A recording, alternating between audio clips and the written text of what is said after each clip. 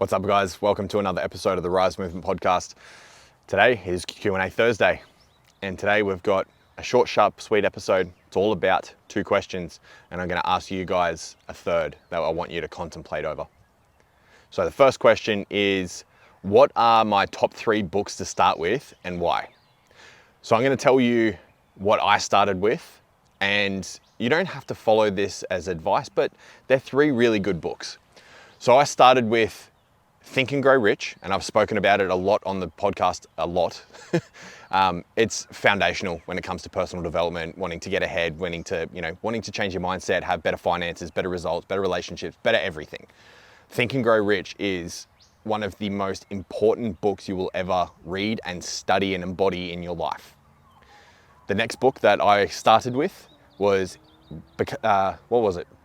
It was Dr. Joe Dispenza. It was Breaking the Habit of Being Yourself.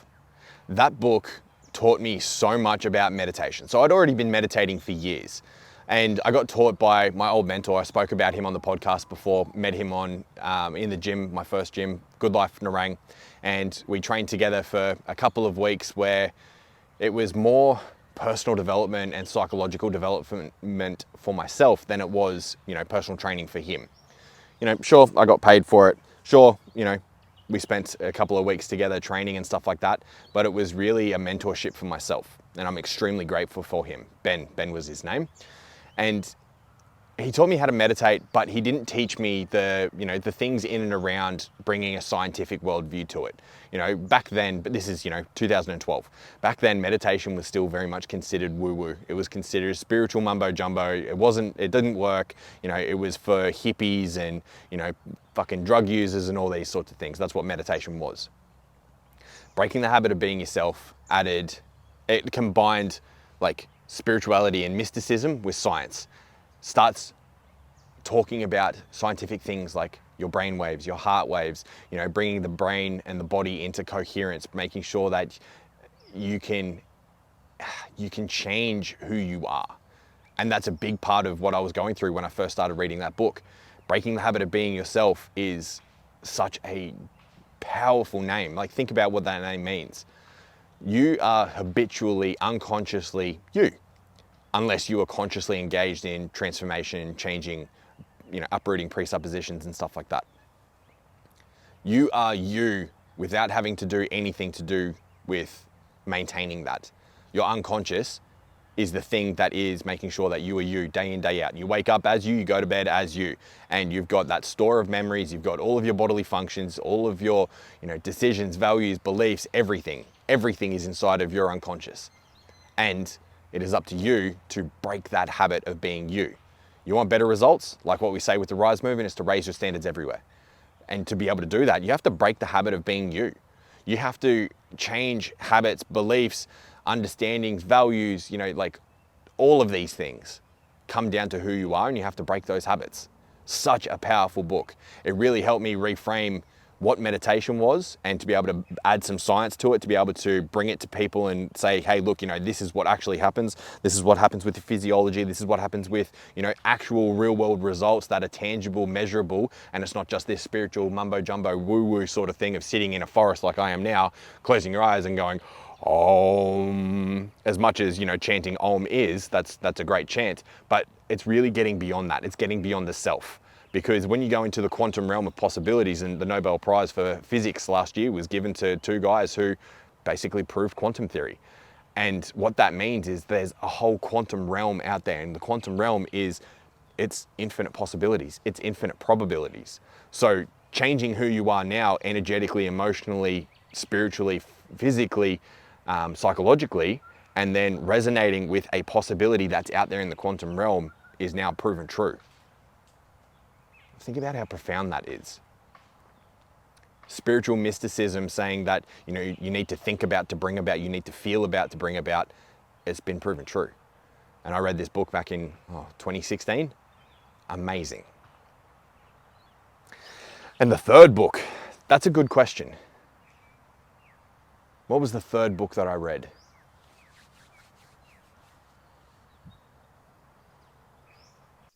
The third book I ever read was Eckhart Tolle's A New Earth.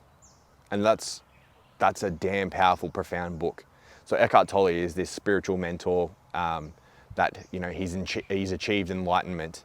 He's this beautiful, softly spoken German man who's, you know, 5 foot nothing, and like there's nothing of him. He's just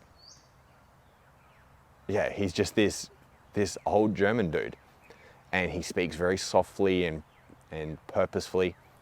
He speaks extremely intentionally because he's so present in the moment. And the big thing that I learned from A New Earth is all about presence. It's all about that right now is the only thing that ever matters, because we've got this thing called the pain body, or at least that's what Eckhart calls it. And the pain body is your shadows, your ego. It's all the things that are keeping you separated from the totality of the all. And the all is everything. We are the all. You know, the only thing that is stopping us from existing in a world where we understand that we have no separation between anything here, anything that you see around us, anything that you hear, anything that you feel, smell and taste, there's no separation. We are all one. Everything is all one. Everything is energy. Everything is 99.99999999999% energy, and the rest is matter. Nothing matters. Almost nothing matters. And so when you understand that everything is just different frequencies of energy, you understand that there's one true source. And you can call it God, you can call it infinite intelligence, you can call it the universe, call it whatever, divine intelligence. But ultimately, we all come from that same place. We all originate from energy. We are all energy, just moving at different oscillations. And that is a really profound thing to meditate upon. When you understand that the present moment is where you have the ability to experience anything and everything right here, all available to us, you can remove the illusions of separation. You can remove the things that stop you from understanding that you and I are the exact same thing. Me and this tree that's above me and around me is the exact same thing. We all come from the same source. And whilst that might sound like spiritual mumbo jumbo, it's not. It's so damn true. You know, talking about breaking the habit of being yourself inside of that book, Dr. Joe talks about that everything is 99.999% energy. And he talks about that there's no separation between us. So a lot of my first books that I read, they were basically like spiritual books, because, you know, I was going through a bit of a spiritual awakening. I was understanding about the ego and psychology and all these different things. I was experiencing altered states of consciousness. I was doing plant medicine ceremonies, you know, meditations, holotropic breath work. I was doing all these different modalities to be able to get out of normal waking state of consciousness because I was just so sick of it. And that, you know, that came after a breakup. And so a lot of the time what happens is when you start venturing down, you know, the route of meditation, you start venturing down the route of consciousness and stuff like that, you start to go on a bit of an exploration inwards, because everything is new and exciting and you want to take it to the nth degree. You want to, you know, start doing psychedelics, and you want to start doing breath work and, you know, meditations and all these sorts of things, and you start understanding what energy is and feeling energy and moving energy. And yeah, there's some really interesting things that happen. However, if you guys aren't into that yet and it hasn't been awakened for you yet, what I've just said sounds like a bunch of shit. It's all about integration. You'll understand when it's time for you. And if you're on that place right now, you understand already. All right, let's get on to the second question. So, what is the fastest way to get over a breakup? Whew.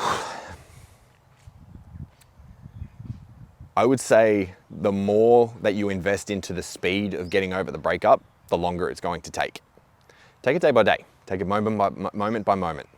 Be as present with what is present for you, with your emotions, with your thoughts, and articulate them in a way that you can get it on a piece of paper.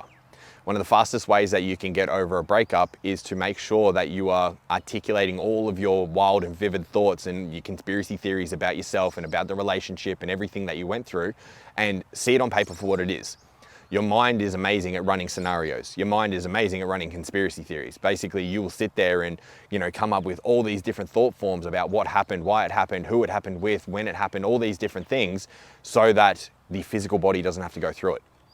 The reason for thoughts is so that the thought form can go through to completion and possibly die, so that the body doesn't have to die. Like, think about how amazing that is. Our lives are provided this beautiful space inside of our thoughts to be able to think of different scenarios, different possibilities and probabilities and take that to completion so that the physical body doesn't have to go through it and sacrifice the physicality of life. That's ridiculous. That's like, what an evolutionary advantage that is. We can think to be able to go through scenarios so that we don't have to take the physical body through it and experience pain, experience heartache, experience death. Our thoughts can do it instead. Amazing. So get onto a piece of paper, write down, fuck off whatever's flying around. You can take thought forms onto a piece of paper and see it for what they are instead of, running wild thoughts about what's going on. You see it for what it is, as it is, rather than what is an abstraction inside of your head.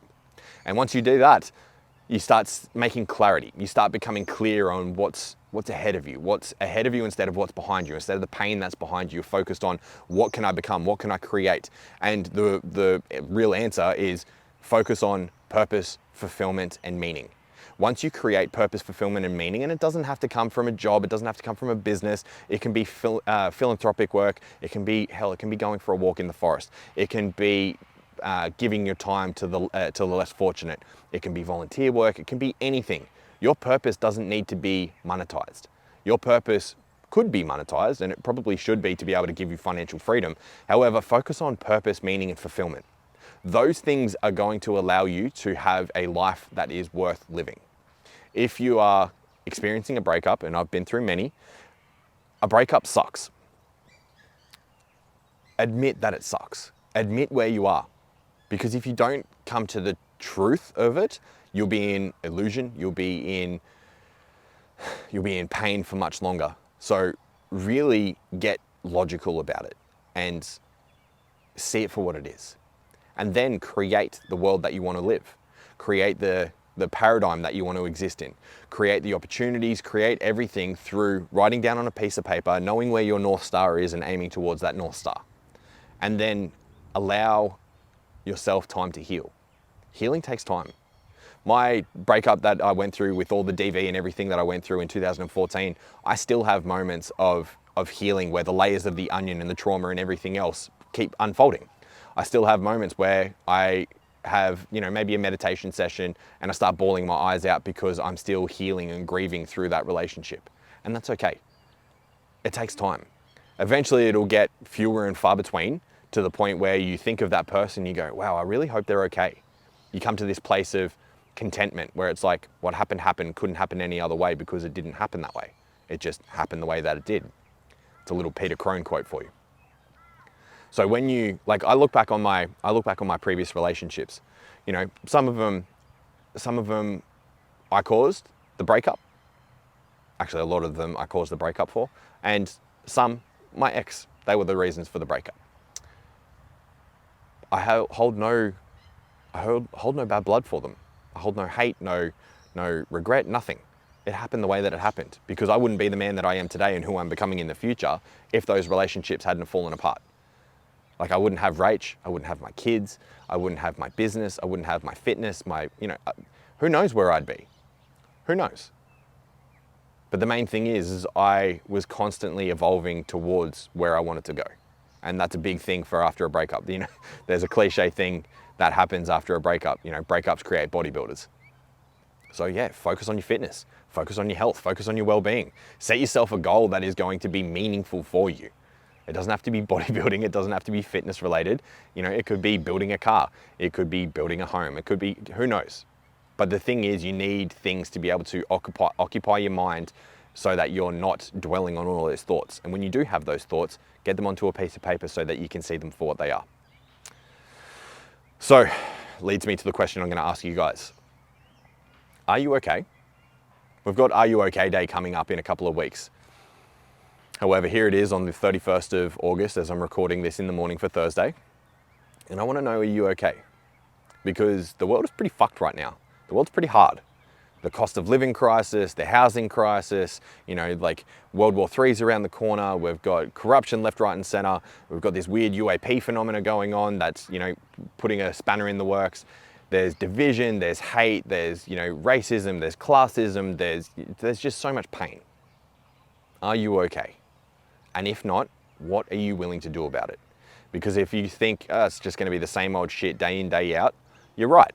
But if you think, yeah, I wanna do something about this, I wanna get some help, I wanna, maybe do some coaching with Dave, or I wanna reach out to Beyond Blue or Lifeline or Men's Line or something like that, yeah, cool, man, that's good.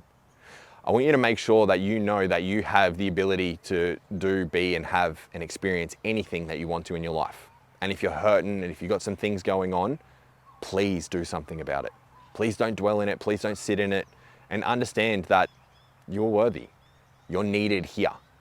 There's a reason why you are here right now in this time, in this place. So please get out of your own way, please get out of your head and do something about it. Reach out if you absolutely need to. My email address is down in the description, dave@risemovement.com.au. And if you need help, please reach out and do so. So that's enough for today. Time for me to go off and enjoy the rest of this little walk, and then go off to the gym and do my usual Thursday, as you guys are doing. Have an amazing day, much love, and take care.